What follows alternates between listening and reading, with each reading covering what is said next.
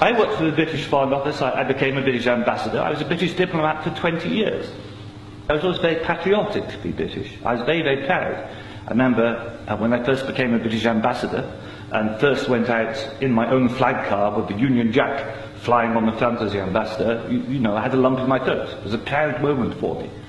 It was only 6 months after that I discovered that in the country where I was ambassador, we and the Americans were shipping people in order for them to be tortured.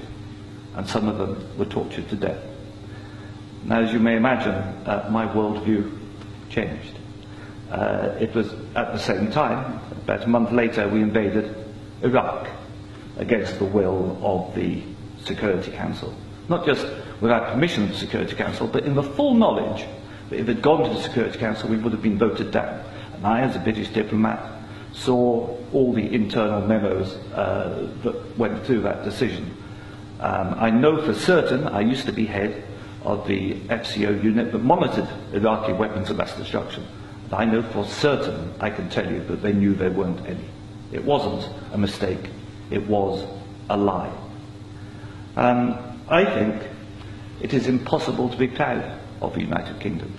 I think when we invaded Iraq, we did to the United Nations what Hitler and Mussolini did to the League of Nations.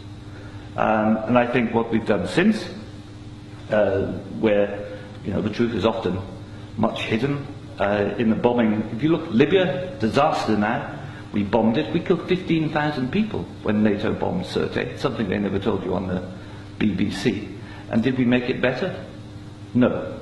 I saw in Uzbekistan, I saw the gas contract signed by Enron and a company called Unocal, which George Bush Sr.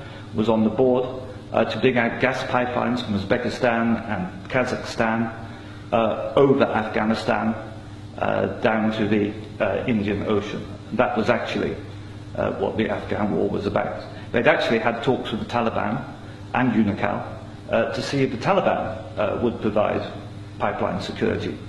The person who held those talks was the consultant for Unocal, who was a certain Mr. Karzai, who, after being employed by George Bush Sr. as a consultant, went on to become president of Afghanistan.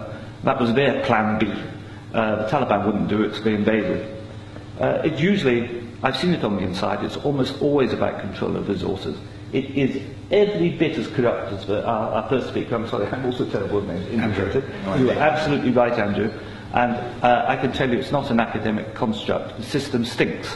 Westminster stinks. The British government is deeply, deeply immoral. They don't care how many people they kill abroad if it advances them. And anybody who votes no is voting to support a psychologically flawed, a pathological state, which is a danger in the world, a rogue state, a state prepared to go to war to make a few people wealthy. That's why I say it's not possible to be a decent person and vote no, and we shouldn't be ashamed to say that.